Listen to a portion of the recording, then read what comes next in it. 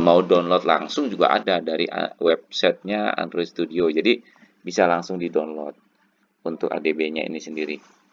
Nah, ketika nanti teman-teman menghadapi situasi yang berkaitan erat bagaimana untuk proses install, kemudian dokumentasi, dan sebagainya, nah teman-teman bisa menggunakan ADB ini untuk mengurangi effort dari penggunaan flash disk sebenarnya. Jadi sebenarnya kalau di development di Android itu, kadang kan kita berhadapan dengan aplikasi yang sifatnya itu perlu dilakukan secara remote gitu. Jadi kita proses installnya jadi lebih mudah gitu. Misalnya kan kadang kalau kita di tempat kerja itu tempat development atau hardware-nya lah, Android TV-nya ada di lantai 1, nah kita ada di lantai 3 gitu kan. Kan kita nggak mungkin bolak-balik gitu kan. Jadi nggak efisien waktu dan juga nggak praktis juga gitu bawa-bawa flash disk atau ke lantai 1 kita di lantai 3 gitu kan. Capek juga turun naik kalau masih pakai tangga, nggak ada liftnya gitu. Nah, ini kita bisa lakukan dengan menggunakan ADB. Terus juga kita mau lihat capture gambar. Kalau TV-nya 65 in kan nggak mungkin digotong-gotong naik turun begitu. Jadi TV-nya mungkin di ruangan yang memang dikhususkan untuk monitoring dan sebagainya. Jadi kita cukup lakukan dengan ADB gitu ya teman-teman. Kalau TV-nya besar itu kan agak repot juga. Nah, ini kita gunakan untuk STB gitu ya. Jadi kalau di STB itu kan device yang sering kita gunakan kan nggak mungkin kalau kita install aplikasi apa namanya aplikasi yang untuk screen recording, aplikasi untuk capture dan sebagainya kan nggak dimungkinkan gitu ya. Jadi kita perlu tools alat bantu untuk mempermudah proses yang akan kita lakukan, terutama di dalam proses dokumentasi, pengambilan video atau gambar atau proses install.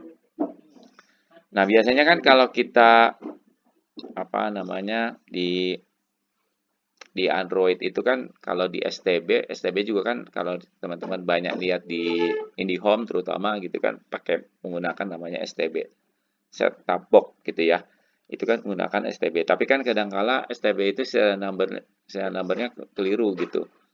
Jadi kadang kan human error pasti ada gitu. Nah, biasanya kalau untuk memastikan kita cek secara softwarenya gitu, informasi device infonya itu seperti apa sih. Nah, itu kita bisa menggunakan ADB ini gitu ya. Nah, ADB ini bisa kita install di Windows gitu kan. Kemudian kita download, kemudian kita install, kemudian kita setting gitu ya. Terutama yang paling penting settingannya adalah ngatur path-nya. Jadi jadi supaya pengaturan path ini supaya nanti setiap folder atau direktori tempat kita melakukan instruksi komen ini bisa kita lakukan dari mana saja gitu kan. Terutama teman-teman yang biasa menggunakan CMD ya, prompt-nya dari Windows itu. Nah, langkah pertama adalah jadi teman-teman bisa menggunakan ADB, kemudian connect. Nah, connect-nya itu pada umumnya adalah dengan melihat IP dari Android TV atau Smart TV yang teman-teman punya. Jadi di sini misalnya IP-nya adalah 192. Contohnya misalnya di sini IP dari TV-nya misalnya 192.168.0.103. Nah, untuk tampilan OS Android itu umumnya semuanya mirip lah, sama lah ya. Itu mulainya kita cek dari setting, preference, kemudian status. Nah, itu biasanya ada informasi IP. Ya. Dari IP itu nanti kita bisa melakukan proses connect dari IP Android TV yang kita punya, caranya dengan menggunakan ADB.